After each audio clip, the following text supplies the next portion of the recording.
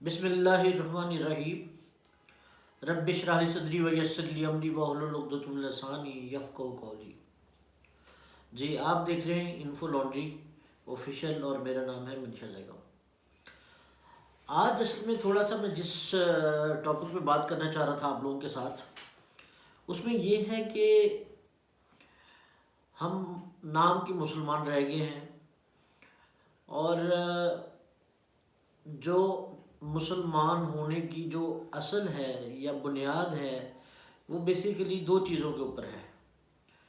دو چیزیں کون سی ہے؟ ایک ہے قرآن اور دوسرا ہے اسوہ رسول یا رسول صلی اللہ علیہ وسلم کی سنت۔ آپ صلی اللہ علیہ وسلم کی زندگی مبارک، حیات مبارک میں سے جو چیزیں ہمیں نظر آتی ہیں وہ چیزیں، تو آج ہم چاروں طرف دیکھتے ہیں اور پریشانیاں ہی پریشانیاں، ہر انسان جو ہے پریشانیوں میں گھرا ہوا ہے۔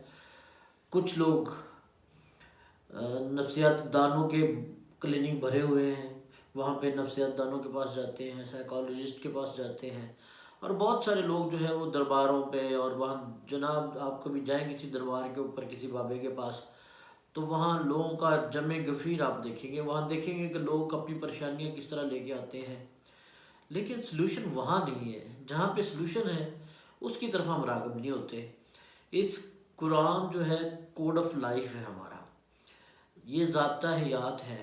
ضابطہ حیات کا مطلب یہ ہوتا ہے کہ زندگی کے گزارنے کا جو ڈسپلن ہے یا زندگی گزارنے کا جو طریقہ کار ہے وہ پورے کا پورا اللہ تعالیٰ نے قرآن پاک کے اندر بتا دیا، اور اس پورے قرآن پاک کے اندر جو کوڈ آف لائف بتایا وہ نبی پاک صلی اللہ علیہ وسلم نے پورا اس کو ڈیمونسٹریٹ کر کے ہمیں بتا دیا کہ کس طرح سے آپ نے زندگی گزارنی ہے۔ ہمارے سامنے نبی پاک صلی اللہ علیہ وسلم کا جو اخلاق ہے، جو آپ صلی اللہ علیہ وسلم کی زندگی جس طرح سے آپ نے گزاری ہے، وہ ساری چیزیں ہمیں تاریخ سے ملتی ہیں، اور یہ اللہ کا شکر ہے کہ وہ پوری کی پوری جو ہے وہ محفوظ ہے کتابوں کی شکل میں۔ اب اگر ہم بنیاد کو دیکھیں، کوئی بلڈنگ بنتی ہے، اگر اس کی بنیاد کمزور ہوگی تو اوپر جا کے تو پریشانی ہی ہوگی نا۔ اگر ہم اپنی بنیاد کی طرف نہیں لوٹیں گے تو پھر حالات ایسے ہی رہیں گے، پریشانیاں آپ کو آئیں گی اور خوشحالی نہیں ہوگی۔ اور اللہ تعالیٰ نے قرآن میں یہ بارہا مثالیں دی ہیں کہ جو قومیں جو ہیں وہ اپنی بنیاد سے، اپنی شریعت سے دور ہو جاتی ہیں، وہ قوم کبھی خوشحال ہو ہی نہیں سکتی۔ اب بنیادی ڈائگنوز جب ہم کرتے ہیں تو ڈائگنوز پراپرلی نہیں کرتے، اب علاج تبھی اس کا ممکن ہو سکتا ہے جب آپ کا ڈائگنوسٹک سسٹم جو ٹھیک ہو۔ آپ نے ڈائگنوز ہی ایک بیماری ٹھیک طریقے سے نہیں کی تو اس کا علاج کیسے ممکن ہے؟ تو اپنے آپ کو ڈائگنوز کرنے کا طریقہ یہ ہے کہ صرف اپنے آپ کا محاسبہ کریں، اپنے آپ بارے میں سوچیں کہ کہاں پہ غلطی ہے جس کی وجہ سے یہ ساری مسائل جو ہیں وہ آپ کی زندگی کے اندر آئے ہوئے ہیں۔ ہمیں جب تک ہم قرآن کی طرف نہیں لوٹیں گے اور سیرت النبی کو اپنا مشعل راہ یا فلیگ شپ جو ہے اس کو نہیں بنائیں گے، تب تک یہ مسئلے حل نہیں ہو سکتے۔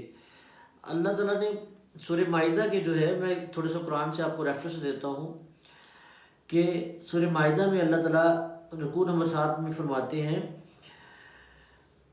کہ آسمانی شریعت پر ایمان کے دعوے دار ہوں، مطلب وہ لوگ جو آسمانی شریعت کیا ہے؟ تورات کے اندر، تورات جو ہے اس کے اندر آسمانی شریعت اللہ تعالیٰ نے شریعت بھیجی۔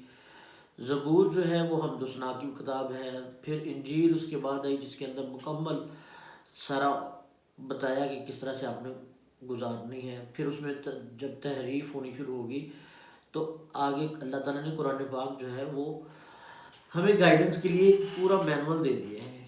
یہ ایک مینول ہے ہماری لائف کے لیے۔ اگر گائیڈنس یہاں سے نہیں لیں گے، ہم کہیں اور سے گائیڈنس لیں گے تو پھر پریشانیاں تو آپ کے ارد گرد رہیں گی۔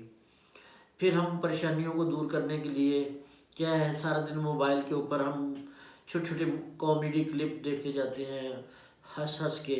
تو پتہ ہے آپ کو نبی پاک صلی اللہ علیہ وسلم کا فرمان ہے کہ زیادہ ہنسنا جو ہے وہ دل کو سخت کر دیتا ہے۔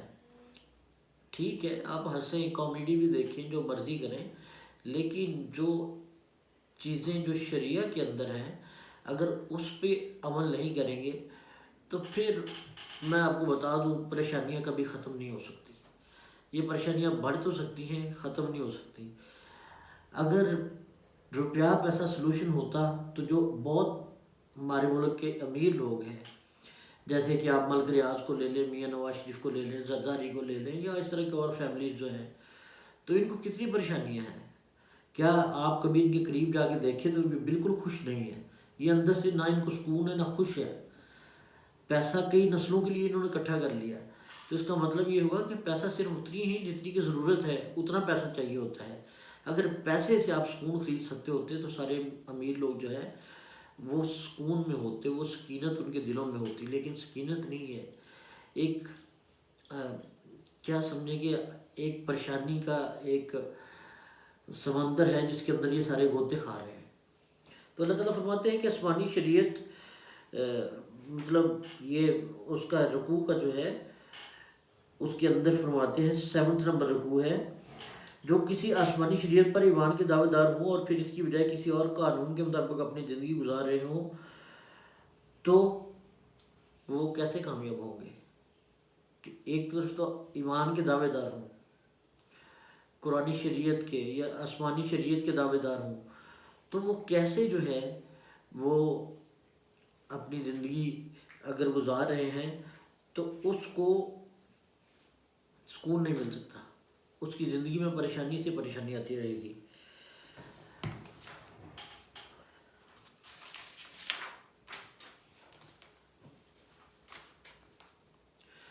اور دوسری بات، زندگی کے فیصلے. زندگی کے فیصلے ایک تو آپ نے خود کرنے ہوتے ہیں، دوسرے فیصلے وہ فیصلے ہیں جو بیسیکلی ہماری عدلیہ کے اوپر ہیں. اور جس ملک کے اندر عدلیہ قرآن کے مطابق فیصلے نہیں کرتی، شریعہ کے مطابق فیصلے نہیں کرتی، اور قوانین ایسے بنائے گئے ہوں جو کہ کنفرنٹ کریں شریعہ کو، تو وہ ان کے لیے اللہ تعالیٰ نے کیا فرمایا ہے ذرا سن لیں. آیت نمبر یہ ہے 44 کا آخری حصہ ہے سورہ المائدہ کی. اور جو اللہ نے اتاری شریعت کے مطابق فیصلے نہیں کرتے وہی تو کافر ہے. کتنی بڑی تنبیہ ہے، کتنی بڑی تنبیہ ہے. جو اللہ تعالیٰ کی اتاری ہوئی شریعت کے مطابق فیصلے نہیں کرتے وہی تو کافر ہیں. اب ہمارے جج اور جسٹس صاحبان یہ کہتے ہیں ہم تو پاکستان کا قانون ہے، آئین پاکستان ہے، ہم تو اس کے مطابق چلیں گے.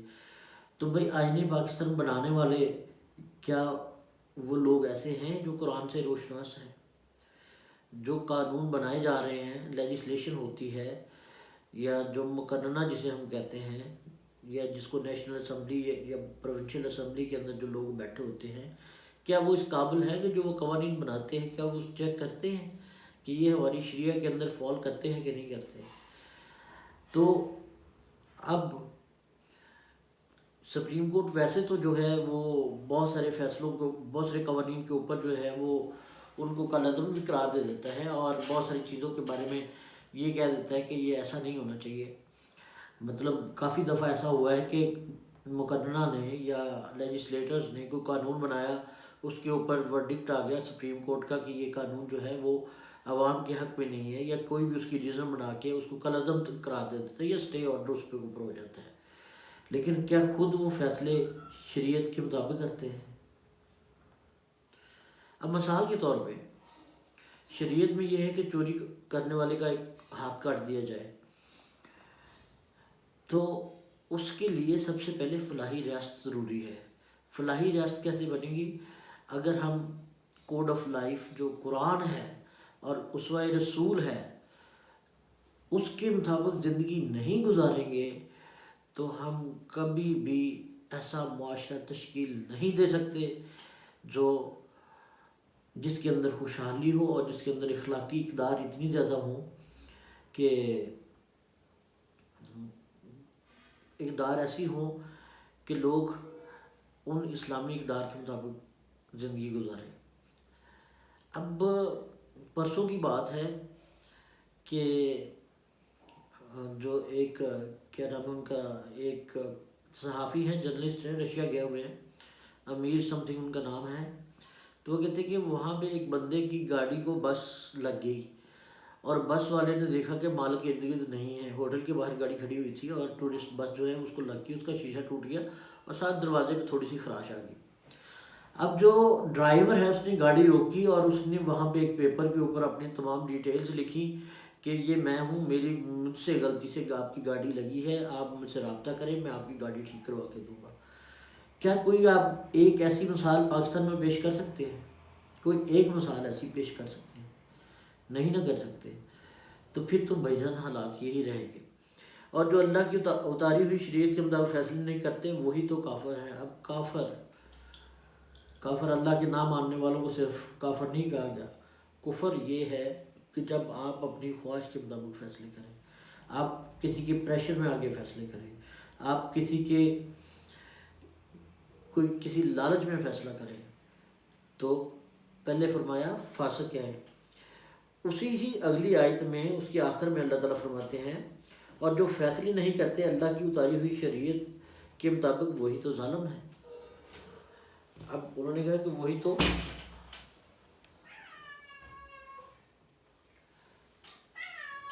اس کو اندر بھیج دو، بلّا آ گیا جی ہمارا پیٹ، اس کو بڑا شوق ہے کیمرے کے سامنے آنے کا۔ تو آگے فرمایا جو فیصلے نہیں کرتے اللہ کی اتاری ہوئی شریعت کے مطابق وہی تو ظالم ہے۔ کافر بھی وہی ہیں، ظالم بھی وہی ہیں۔ مزید فرمایا اور یہاں ظالم سے مراد بمعنی مشرک ہے۔ یہاں ڈاکٹر اسرار صاحب لکھتے ہیں کہ اور ظالم یہاں بمعنی مشرک ہے کیونکہ اللہ تعالیٰ نے شرک کو ظلم عظیم قرار دیا ہے، کہ یہاں جو ہے مشرک سے شرک کرنے والا کون ہے؟ میں نے آپ کو ایک دن بتایا تھا کہ ڈاکٹر صاحب جو ہے ڈاکٹر اسرار صاحب کے بقول کہ جو انسان اپنی ذاتی خواہش کو پرائرٹی دیتا ہے اللہ تعالیٰ کے حکم کے اوپر، یہ بات بڑی سمجھنے والی قابل غور ہے، جو انسان اپنی خواہش کو اللہ تعالیٰ کے حکم کے اوپر پرائرٹی دیتا ہے وہی تو ظالم ہے، وہی تو مشرک ہے۔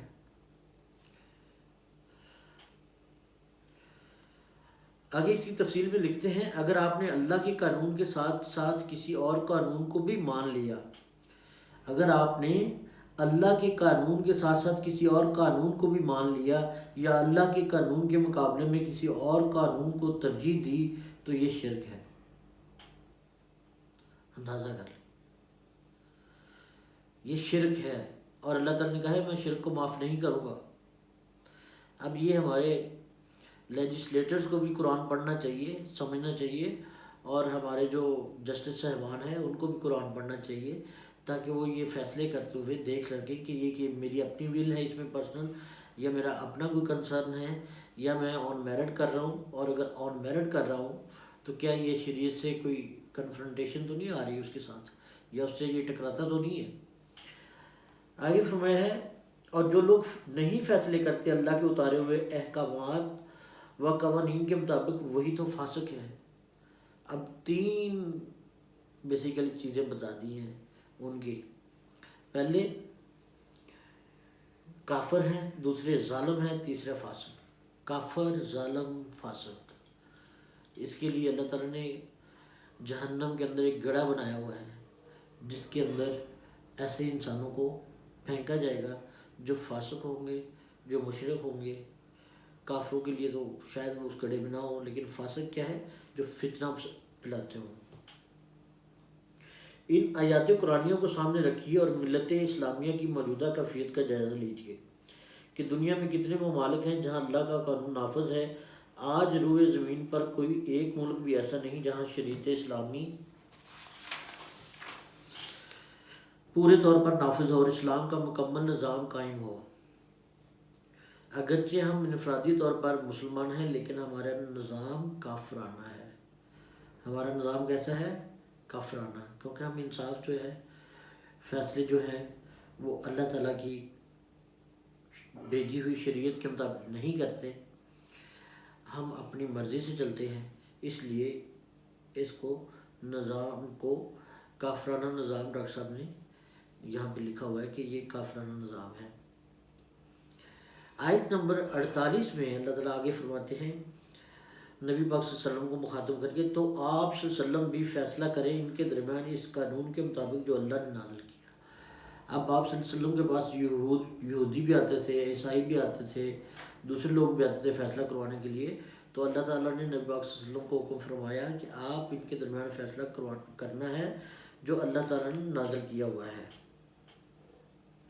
ٹھیک ہے.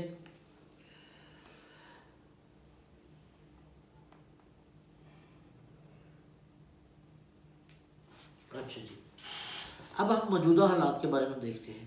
آج کل بہت عدالتوں کے اندر فیصلے ہو رہے ہیں، بے شمار فیصلے ہو رہے ہیں. تو کیا وہ فیصلے قرآن پاک اور سنت کی روشنی میں ٹھیک ہیں؟ کیا انصاف مل رہا ہے؟ عدالتوں کے اندر روز آپ پڑھتے اخباروں کے اندر سوشل میڈیا پہ دیکھتے ہیں، تو کیا آپ کو لگتا ہے کہ یہ فیصلے آن میرٹ ہو رہے ہیں؟ تو ہمارے لیے بیسیکلی جو مشعل راہ ہے وہ نبی پاک صلی اللہ علیہ وسلم کی سنت اور قرآن پاک ہے. اسی آیت نمبر 48 کی تشریح میں ڈاکٹر صاحب لکھتے ہیں، اصل اسوہ نہ تو حضرت موسیٰ علیہ السلام ہیں نہ ہی حضرت عیسیٰ علیہ السلام، بلکہ ہمارے لیے اسوہ تو صرف محمد صلی اللہ علیہ وسلم کی ذات مبارکہ ہے. اب ہم نے بیسیکلی کس کو مد نظر رکھنا ہے اپنے فیصلے کرتے ہوئے؟ نبی پاک صلی اللہ علیہ وسلم کی ذات کو. اور نبی پاک صلی اللہ علیہ وسلم کا آپ حدیث میں پڑھ لیں، آپ صلی اللہ علیہ وسلم کی سیرت النبی میں پڑھ لیں کہ کہیں پہ بھی کوئی فیصلہ آپ کو ایسا نظر نہیں آئے گا جو کہ اسلام اور شریعہ کے مطابق نہ ہو. آپ نے پوری شریعت کو نافذ کر کے دکھا دیا. کوئی یہ نہ سمجھے کہ یہ اپلیکیبل نہیں ہے، یہ اس کے مطابق جو ہے. آگے مزید کہا، لکھتے ہیں ڈاکٹر صاحب، پھر اس راستے پر اسی طرح چلے جس طرح حضور صلی اللہ علیہ وسلم چلے، مطلب کہ شریعت کے راستے پر. جس طرح آپ صلی اللہ علیہ وسلم نے دین کو قائم کیا، غالب کیا، ایک نظام برپا کیا، پھر اس نظام کے تحت اللہ تعالیٰ کا قانون نافذ کیا. تو کیا سٹیپس کیا ہیں جس طرح آپ صلی اللہ علیہ وسلم نے دین کو قائم کیا؟ پہلے نبی پاک صلی اللہ علیہ وسلم نے سب سے پہلے دین کو قائم کیا، غالب کیا، مطلب اس پورے ایریے پر غلبہ حاصل کیا، ایک نظام برپا کیا، ایک پورا نظام بنایا، پھر اس نظام کے تحت اللہ کا قانون نافذ کیا. تو یہی ضرورت ہے آج ہمیں اس طرح کی کہ ہم بھی اس کے مطابق جو ہے ایک نظام بنائیں اور نظام کے مطابق جو ہے وہ کام کریں، قانون نافذ کیا، اور اسی طرح ہم بھی اللہ کے دین کو قائم کرنے کی کوشش کریں. آج ہمیں اسوہ رسول کے مطابق زندگی گزاریں اور اسی طرح کے سٹیپس لینے کی ضرورت ہے جس طرح کہ نبی پاک صلی اللہ علیہ وسلم نے سٹیپ لیے، تاکہ ہم اپنے ملک کے اندر ایک ایسا نظام قائم کر سکیں جس میں اسلامی قانون نافذ ہو سکے. یہ کیسے ممکن ہے؟ یہ ہر انسان کی اپنی ول کے اوپر ہے. پہلے خود کو ٹھیک کریں، پھر دوسرے کو تنقید کریں. ہم ہمیشہ دوسرے کو تنقید کرتے ہیں اور خود کو ٹھیک نہیں کرتے. آگے اللہ تعالیٰ آیت نمبر 49 کے اندر فرماتے ہیں، اور فیصلے کیجیے ان کے مابین اس شریعت کے مطابق جو اللہ نے اتاری ہے. مطلب کتنا زیادہ ایمفیسس ہے یار، کتنا زیادہ ایمفیسس ہے کہ فیصلے کیسے کرنے. ایک ہی رکوع کے اندر کوئی 6 دفعہ آ گیا ہے کہ فیصلے اس طرح سے کریں جو آپ کے اوپر شریعت نازل کی گئی ہے، فیصلے اس طرح سے کریں جو اللہ کا قانون ہے، فیصلے اس طرح سے کریں. اور ساتھ بتا بھی دیا جو یہ فیصلہ نہیں کرے گا وہ کافر ہے، وہ فاسق ہے، اور وہ مشرک ہے، وہ ظالم ہے. تو اس کے بعد کتنی زیادہ تاکید کی گئی ہے اس کے اوپر، ایک ہی رکوع کے اندر کتنا کمپریہنسو یہ چیز ہے. تو اس کے بعد بھی اگر ہم اس کے مطابق نہیں چلیں گے تو پھر بھائی میرے بات ہمارے حال سے نکل جائے گی. آگے لکھتے ہیں، آج ہمارا کیا حال ہے، ہم کن لوگوں کی خواہشات کی پیروی کر رہے ہیں. ہم کن لوگوں کی، ذرا اس پہ غور کرنا، جب میں پیراگراف پڑھ رہا ہوں ذرا پلیز اس پہ ذرا غور کیجیے گا. ہم کن لوگوں کی خواہشات کی پیروی کر رہے ہیں. آج ہم احکام الہی کو پس پشت ڈال کر آج ہم احکام الہی کو پس پشت ڈال کر اپنے سیاسی پیشواؤں کی خواہشات کی پیروی کر رہے ہیں. فیصلے کرتے ہوئے وہ جو چاہتے ہیں قانون بنا دیتے ہیں، جو چاہتے ہیں فیصلہ کر دیتے ہیں، اور پوری قوم اس کی پابند ہوتی ہے. ہم اس جال سے اسی صورت میں نکل سکتے ہیں کہ ایک زبردست جماعت بنائیں، طاقت پیدا کریں، ایک بھرپور تحریک اٹھائیں، قربانیاں دیں، جانیں لڑائیں، تاکہ یہ موجودہ نظام تبدیل ہو، اللہ کا دین قائم ہو، اور پھر اس دین کے مطابق ہمارے فیصلے ہوں. تو اللہ تعالیٰ فرماتے ہیں آگے کہ اگر یہ فیصلے اس طرح سے نہیں کرتے تو آیت نمبر 49 میں ہی اللہ تعالیٰ فرماتے ہیں، پھر اگر وہ روح گردانی کریں، روح گردانی کا مطلب ہے کہ اس کے مطابق فیصلہ نہ کریں، تو جان لیجیے اللہ تعالیٰ انہیں ان کے بعض گناہوں کی سزا دینا چاہتا ہے، کہ اگر آپ فیصلے اس کے مطابق نہیں کریں گے تو یہ بات کو اپنے دل میں بٹھا لیں کہ اللہ تعالیٰ اس چیز کی سزا دینا چاہتا ہے۔ اب اس کے لیے ہمیں کرنا کیا ہے؟ کرنے کی یہی ضرورت ہے، سب سے پہلے تو اپنے آپ کو ٹھیک کیجیے۔ اپنے آپ کو ٹھیک کرنے کے لیے ضرورت کیا ہے کہ قرآن سے جڑیں، قرآن سے جڑیں، قرآن سے جڑیں، قرآن کو پڑھیں، سمجھیں۔ جب تک قرآن کو سمجھ نہیں آئے گی، آپ کو زندگی گزارنے کا نہیں پتہ چلے گا کہ اللہ تعالیٰ نے کس مقصد کے لیے، پتہ تو ہو کس مقصد کے لیے ہمیں اس دنیا میں بھیجا گیا ہے۔ جب آپ قرآن پڑھیں گے پھر آپ کو پتہ چلے گا اللہ تعالیٰ نے کیا کیا حدود و قیود رکھی ہیں ہمارے لیے، ہم نے کس سرکل کے اندر رہنا ہے، کون سی ایسی حدود ہے جس کے باہر نہیں جانا۔ پھر ایک ایسا معاشرہ بن سکتا ہے جس کے اندر ہم اسلامی قانون نافذ کر لیں۔ یہ جو جماعتیں بہت ساری ہیں نا جو علم لے کے اٹھتی ہیں کہ جی ہم اسلامی قانون لے کے آئیں گے اور یہ کریں گے وہ کریں گے، اور مار دار شروع کر دیتی ہیں اور ٹیررسٹ ایکٹیویٹیز کے اندر آ جاتی ہیں، یہ اس طرح سے نہیں ہوگا، یہ انفرادی تربیت سے ہوگا۔ انفرادی تربیت کا مطلب ہے کہ ہر انسان کو سوچنے پر مجبور کیا جائے کہ وہ سوچے کہ میں اپنی زندگی کس طرح سے گزاروں گا، اور ہر انسان کہاں سے گائیڈ لائن لے سکتا ہے؟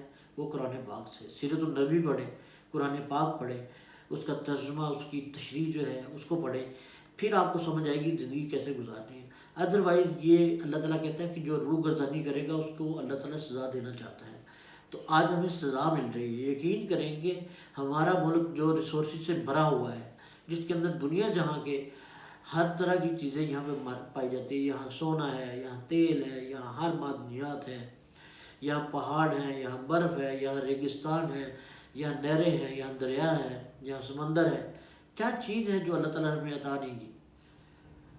دیکھو نا، عربوں نے ریت کے اندر، ریگستانوں کے اندر کیا کچھ کر دیا ہے، کیا کچھ بنا لیا ہے، اور ہم لوگ سارے ریسورسز ہونے کے باوجود ہم IMF کے سامنے گڑ گڑا رہے ہوتے ہیں چند ڈالر کے لیے۔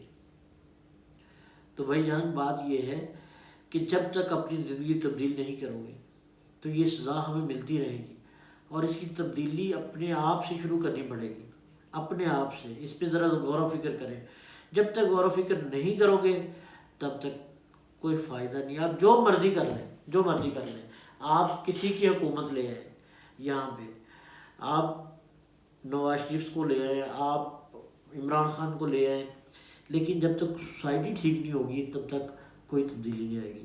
تو آج کے لیے اتنا ہی، اور انشاءاللہ اگلی ویڈیو کے اندر پھر مزید جو ہے قرآن پاک سے انشاءاللہ آپ کو جو ہے فردر ٹاپکس کے اوپر ہم بات کریں گے۔ تو کائنڈلی اس چینل کو سبسکرائب کر لیا کریں، انشاءاللہ آپ کو جو کانٹینٹ ہے یہاں پہ اس طرح کا ملے گا جو آپ کی لائف کو تبدیل کر دے گا، اس طرح کا کانٹینٹ ملے گا جو آپ کے سوچنے کا انداز کو بدل دے گا، جو آپ کی سوچ کو بدل دے گا۔ تو اس کے لیے اس چینل کو سبسکرائب بھی کر لیے کریں، بیل آئیکن پہ کلک بھی کر دیں، اور جناب انسٹاگرام اور فیس بک اور ٹویٹر پہ ہمیں فالو بھی کریں۔ بہت شکریہ آپ کا۔